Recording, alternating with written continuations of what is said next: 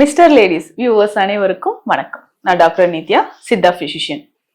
ஆண்களை பொறுத்த வரைக்கும் இருக்கக்கூடிய ஒரு பிரச்சனை தான் இது. அதிகமா டிப்ரெஷனுக்கு உள்ளாகக்கூடிய ஒரு விஷயம்னு சொல்லலாம். இப்போ நிறைய கப்புள்ஸ் நம்ம கிட்ட வரும்போது சொல்லுவாங்க, ஒய்ஃபுமே நிறைய பேர் சொல்லுவாங்க, மேடம் இந்த ப்ராப்ளம் இவருக்கு ரொம்ப நாளா இருக்கு, சொல்ல மாட்டுறாரு. ஸோ என்ன இருக்குன்னா, தூக்கத்திலே இவருக்கு, என் ஹஸ்பண்டுக்கு நிறைய நாள் நமக்கு வந்து செமன் வந்து லீக் ஆகுது, நாக்டூர்னல் எஜாகுலேஷன் அப்படின்னு சொல்லுவோம். இந்த கண்டிஷன் இது பெரும்பாலும் நிறைய ஆண்களுக்கு இருக்கு. ஜென்ரலாக பார்த்தோம்னா 10 நாட்களுக்கு ஒரு முறையோ இல்லை 15 நாட்களுக்கு ஒரு முறையோ இது நிகழ்வது நார்மல், இயற்கையானது. ஆனா ஒரு சிலருக்கு திரும்ப திரும்ப ஏற்பட்டுக்கிட்டே இருந்துச்சுன்னா அது வந்து ஒரு நோய் நிலையை உண்டாக்குது அப்படின்னு சொல்லலாம். இதற்கு அடுத்ததாக வந்து பார்த்தோம்னா இன்னொரு கண்டிஷன், யூரின் பாஸ் பண்ணும் போதும் அதனுடைய செமன் கலந்து வெளியேறது, ஸ்பெர்மட்டூரியா அப்படின்னு சொல்ற கண்டிஷன். ஸ்பெர்ம் வந்து நமக்கு யூரின்ல கலந்து வெளியேறுது.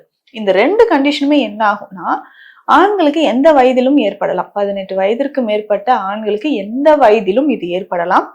இந்த ரெண்டு கண்டிஷனும் ஏற்படுறதுக்கு நிறைய காரணங்கள் இருக்கு.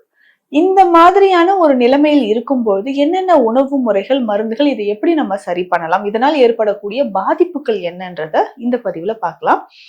பொதுவாக பார்த்தோம்னா ஆண்களுக்கு இந்த விந்தணுக்கள் எண்ணிக்கை குறைபாடு அப்படின்றது ஒரு டைப், ஒரு கேட்டகரியில இருந்தாலும் இது நம்ம உடல்ல இருக்கக்கூடிய சக்தி, ஆண்களுக்கு உடல்ல இருக்கக்கூடிய சக்தி வெளியேறிட்டே இருந்துச்சுன்னா என்னென்ன பாதிப்புகள் ஏற்படுது அப்படின்னா, உடல் எடை நமக்கே தெரியாம குறைஞ்சிக்கிட்டே வரும். ஸோ இது வந்து தூக்கத்துல இந்த மாதிரி விந்தணுக்கள் வெளியேறதோ, யூரின் பாஸ் பண்ணும்போது நமக்கு ஒவ்வொரு டைமும் யூரின் பாஸ் பண்ணும்போதும் வெளியேறதோ நமக்கு உடல்ல நிறைய பாதிப்புகளை ஏற்படுத்தும். என்னென்ன பாதிப்புகள் அப்படின்னு பார்த்தோம்னா, முதல்ல உடல் எடை குறைஞ்சிக்கிட்டே வருது அப்படின்னு சொல்லலாம். காரணமே இல்லாம ஆண்களுக்கு உடல் எடை குறையுது. எவ்வளவு உணவு நான் சாப்பிட்டாலும் உணவு சாப்பிட்றதுக்கு ஏற்ப நமக்கு உடல் எடை இல்லை. ஸோ வயதிற்கேற்ற உடல் எடை இல்லாம இருக்க இருக்க உடம்பு தேஞ்சிக்கிட்டே போகுதுன்னு சொல்லுவாங்க. அதுக்கு அடுத்தது நரம்புகள் தொடர்பான பிரச்சனைகள் ஏற்படுறது, நரம்பு தளர்ச்சி அப்படின்னு சொல்லுவாங்க. நர்வ்ஸ் வந்து வீக் ஆகிறது. பெரும்பாலும் நம்ம உடலுக்கு எலும்புகள் மற்றும் நரம்புகள், தசைகள் மூன்றுக்குமே நமக்கு கால்சியம் ரொம்ப ரொம்ப இம்பார்ட்டன்ட். அதே மாதிரி செமன் வந்து நல்லா திக்கா இருக்கணும். விந்தணுக்கள் உற்பத்திக்கும் கால்சியம் ரொம்ப முக்கியம். இப்ப இந்த விந்தணுக்கள் உடல்ல இருந்து வெளியேற நம்ம உடல்ல, ஆண்களுக்கு உடல்ல இருக்கக்கூடிய சக்தி குறைய ஆரம்பிக்கும். இது தானா நமக்கே தெரியாம ஒவ்வொரு முறை யூரின் பாஸ் பண்ணும்போது வெளியேறிக்கிட்டே இருந்துச்சுன்னா நம்ம உடல்ல இருக்கக்கூடிய ஆற்றல் குறைஞ்சிக்கிட்டே வரும். அப்போ உணவு எடுக்க எடுக்க என்ன ஆகும்னா, இது நம்ம உடல்லயே சேராத மாதிரி நாளுக்கு நாள் உடல் தேஞ்சுக்கிட்டே வர மாதிரியான ஒரு நிலை ஏற்படும். எதனால இந்த மாதிரி தூக்கத்தில் வெளியேறுவதோ இல்ல யூரின் பாஸ் பண்ணும்போது செமன் வெளியில வர்றதோ நம்ம எதனால ஏற்படுது அப்படின்றதும் தெரிஞ்சுக்கலாம்.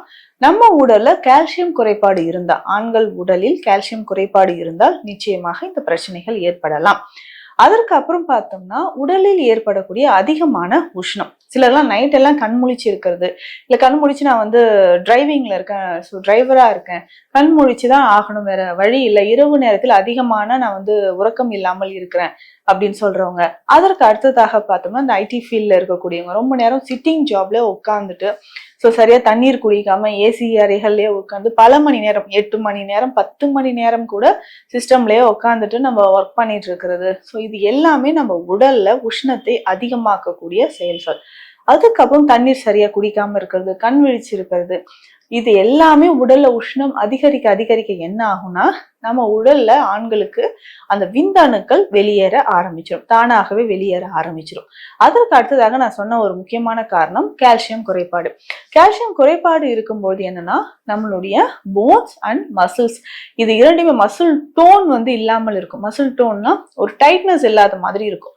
ஸோ அப்போ டைட்னஸ் இல்லாததுனால என்ன ஆகுதுன்னா நமக்கு லோயர் அப்டாமன் மசில்ஸ் எல்லாம் வீக் ஆகுது. சிலருக்கு வந்து யூரின் வந்து கண்ட்ரோல் பண்ணவே முடியல அப்படின்லாம் சொல்லுவாங்க. ஸோ உடனே எனக்கு வந்து யூரின் போயிட்டு வந்து ஒரு 2 ஹவர்ஸ்ல திரும்பவும் யூரின் போற மாதிரி இருக்கு, ஸோ யூரின் என்னால கண்ட்ரோல் பண்ண முடியலன்னா அப்போ அடிவயிற்று பகுதியில லோயர் அப்டமன் ரீஜியன்ல இருக்கக்கூடிய மசில்ஸ் அண்ட் லிகமெண்ட்ஸ் வந்து வீக் ஆகிறதுனால ஏற்படக்கூடியது. ஸோ அந்த மாதிரி மசில்ஸ் வீக்னஸ் ஏற்படும் போது இந்த கண்டிஷன் ஏற்படலாம். அதற்கு அடுத்தது ஆண்களுக்கு ஏற்படக்கூடிய முக்கியமான ஒரு காரணம், இதை நிறைய பேர் அலட்சியம் செய்து நாளடைவில் இது புற்றுநோயா கூட மாறுது. அதுதான் புரோஸ்டேட்டோமெகாலி அப்படின்னு சொல்லக்கூடிய புரோஸ்டேட் கிளாண்ட் என்லார்ஜ்மெண்ட். இதுல 4 ஸ்டேஜஸ் இருக்கு. ஸ்டேஜ் 1, 2, 3, 4 அப்படின்னு 4 ஸ்டேஜஸ் இருக்கு. இதுல வந்து வீக்கம் ஏற்பட்டுச்சுன்னா, புரோஸ்டேட் கிளாண்ட்ல வீக்கம் ஏற்படும் பொழுது என்ன ஆகும், நிறைய பாதிப்புகள்.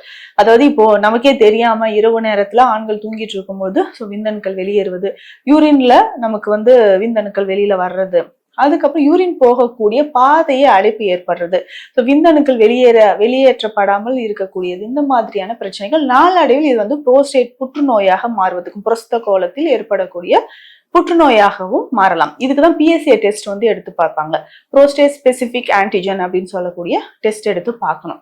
இந்த புரோஸ்டேட் என்லார்ஜ்மெண்ட் இருந்தா உடனடியாக அதற்கான சிகிச்சைகளை எடுக்கணும். இதை தாண்டி பார்த்தோம்னா நிறைய பேருக்கு ஹைட்ரோசில் கண்டிஷன் இருக்கும். குறிப்பிட்ட வயதை கடந்த ஆண்களுக்கு விரை வீக்கம் அப்படின்ட்டு சொல்லுவாங்க. இந்த ஹைட்ரோசில் கண்டிஷன் இருந்தாலும் யூரின் போகும்பொழுது அடிக்கடி வந்து செமன் லீக்கேஜ் ஆகலாம். இந்த ஹைட்ரோசில் கண்டிஷன் என்னன்னா, அந்த ஸ்க்ரோட்டம்ல இன்ஃப்ளமேஷன் ஏற்பட்டு எடிமா அப்படின்னு சொல்லக்கூடிய நீர் கோர்த்து இருக்கிறது. ஸோ இந்த ஹைட்ரோசில் கண்டிஷனுக்கும் மிக சிறந்த நிறைய மருந்துகள் சித்த மருத்துவத்துல இருக்கு, அதை ஃபாலோ பண்ணிக்கலாம். அதுக்கப்புறம் டெஸ்டிஸ்ல ஏதாவது நமக்கு இன்ஃபெக்ஷன் ஏற்பட்டிருந்தாலோ, வெரிகோசில் மாதிரியான பிரச்சனைகள், நரம்புகள் வந்து அதாவது வெயின்ஸ் அப்படின்னு சொல்றோம் இல்லைங்களா, நரம்புகள் பிரச்சனை ஏற்பட்டாலும் இந்த எரெக்ஷன் ப்ராப்ளம் இல்லாம நமக்கு இருக்கு. அதுக்கப்புறம் ஸ்க்ரோட்டம்க்கு சுற்றி இருக்கக்கூடிய வெயின்ஸ்ல பாதிப்புகள் ஏற்பட்டாலும் வெரிகோசில் அப்படின்னு சொல்றோம். இந்த கண்டிஷன்லயும் நமக்கு ஸ்பெர்ம், ஆண்களுக்கு ஸ்பெர்ம் வந்து தானாக வெளியேற்றப்படலாம். இதுக்கப்புறம் பார்த்தோம்னா யூரினரி ட்ராக் இன்ஃபெக்ஷனோ இல்ல செக்ஷுவல் டிரான்ஸ்மிட்டட் டிசீசஸ் மாதிரி பிரச்சனைகள் இருந்தாலும் அடிக்கடி இன்ஃபெக்ஷன் ஏற்படலாம். சில ஆண்கள் சொல்லுவாங்க, அதாவது ஆண்குறியோட அந்த பெனிஸோட டிப் ஆஃப் தி பெனிஸ்ல அடிக்கடி வந்து இன்ஃபெக்ஷன் ஏற்படுது. ஸோ வெண்மை நிறத்துல ஒரு மாதிரி படிஞ்சு இருக்கு, ரெட்னஸ் ஆகுது, நமக்கே தெரியாம ஸோ அதிகமா வெள்ளை ஒழுக்கு ஏற்படுது அப்படின்னு சொல்லுவாங்க. இந்த மாதிரி கண்டிஷன்ல நிச்சயமாக உடல் எடை குறைஞ்சிக்கிட்டே வரும், யூரின் போகக்கூடிய பாதைகள்ல அதிகமான இன்ஃபெக்ஷன் ஏற்படும், புரோஸ்டேட் கிளாண்ட்ல வீக்கமானது ஏற்படும்.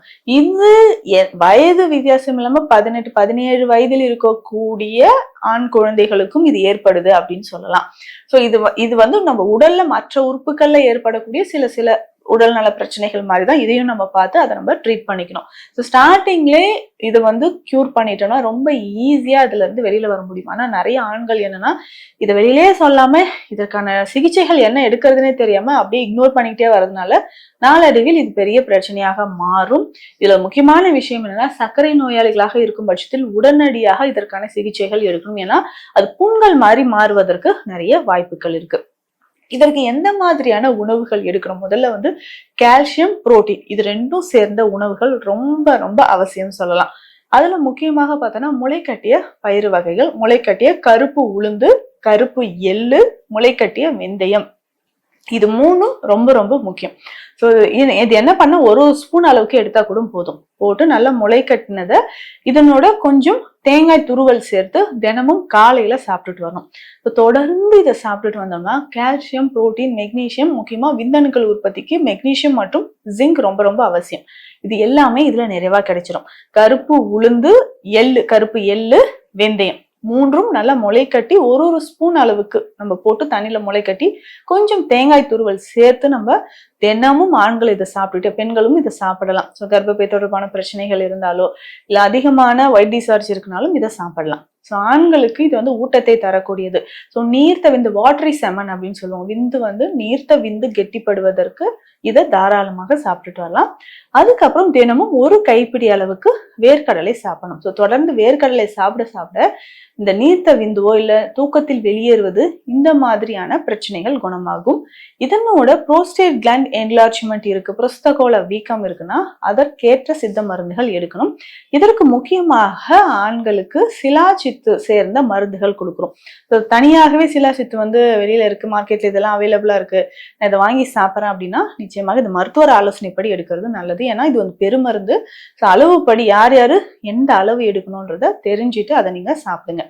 சிலாசித்து சேர்ந்த மருந்துகள், நெய் மருந்து, அஸ்வகந்தா நெய்யோடு இந்த சிலாசித்து பருப்பம் சேர்த்து சாப்பிடும்பொழுது எக்ஸலண்டான ஒரு ரிசல்ட் கிடைக்கும். கிட்டத்தட்ட 30 நாட்கள் இந்த மருந்தை எடுக்கும் பொழுதே நல்ல ஒரு மாற்றம் தெரியும். ஸோ எரெக்ஷன் ப்ராப்ளம் இருக்கு, இந்த மாதிரி நாக்யூனல் எஜாகுலேஷன் இருக்கு, தூக்கத்துல வெளியேறுது, இல்ல சிறுநீரோட கலந்து விந்தணுக்கள் வெளியில வருதுன்னா அதை கட்டுப்படுத்துவதற்கு இது ஒரு சிறந்த மருந்தாக இருக்கு. அஸ்வகந்தா நெய்யோட நம்ம வந்து சிலா சித்து பருப்பும் சேர்த்து சாப்பிடும்போது நிச்சயமான ஒரு பலன் கிடைக்கும்னு சொல்லலாம். பல வருடங்களாக இது வந்து ஒரு பெரும் மருந்தாக நம்ம கிளினிக்ல கொடுத்துட்டு இருக்கிறோம். நிறைய ஆண்கள் இதை சாப்பிட ஆரம்பிக்கும் போது என்ன ஆகும்னா உடலுக்கு வந்து ஒரு நல்ல ஊட்டம் கிடைக்கும். ஸோ ஒவ்வொரு செல்களுமே வலிமை அடையும் பொழுது புரோஸ்டேட் கிளாண்ட்ல இருக்கக்கூடிய செல்களும் வலிமை அடைந்த வீக்கம் கொஞ்சம் கொஞ்சமாக குறையும், இன்ஃபெக்ஷன் குறைய ஆரம்பிக்கும். இன்ஃபெக்ஷன் இருந்துச்சுன்னா அதற்கேற்ற மருந்துகளும் கொடுக்கலாம். ஏன்னா பிளட் டெஸ்ட் வந்து எவ்ரி மந்த் நம்ம டெஸ்ட் எடுத்து பார்க்குறோம். ஸோ டெஸ்ட் எடுத்து பார்க்கும்போது இன்ஃபெக்ஷன் எந்த அளவுக்கு நமக்கு குறைஞ்சிருக்குன்றது நல்லாவே தெரியும். முழுவதுமாக ஒரு 2-3 மாதங்கள் மருந்து எடுக்கும்போது இதுக்கான ஒரு நல்ல தீர்வுகள் வந்து நமக்கு கிடைக்கும். ஸோ உணவு முறையில் நான் சொன்ன மாதிரி மாற்றங்கள், புளி சேர்க்காமல் சாப்பிட்றது நல்லது, உடல் உஷ்ணமாகாமல் பார்த்து கொள்வதும் நல்லது. ஸோ அந்த மாதிரி வாரம் ஒரு நாள் எண்ணெய் தேய்ச்சி குளிக்கிறது, இரவு நேரத்தில் நல்ல ஆழ்ந்த உறக்கம், காலையில ஒரு 1 மணி நேரம் நல்ல ஒரு உடற்பயிற்சி, புரோட்டீன் டயட் நிறைய சாப்பிட்றது. ஸோ இந்த மாதிரி முக்கியமா ஸ்ட்ரெஸ் இல்லாம இருக்கணும். இந்த மாதிரி எல்லாம் நம்ம லைஃப் ஸ்டைல பார்த்துட்டு அதற்கான சிகிச்சைகளும் எடுத்துட்டு வந்தோம்னா பல ஆண்களுக்கு மன உளைச்சல், மன அழுத்தத்தை தரக்கூடிய இந்த பிரச்சனையிலிருந்து முழுவதுமாக வெளிவர முடியும். மீண்டும் அடுத்த பதிவில் சந்திக்கலாம். நன்றி.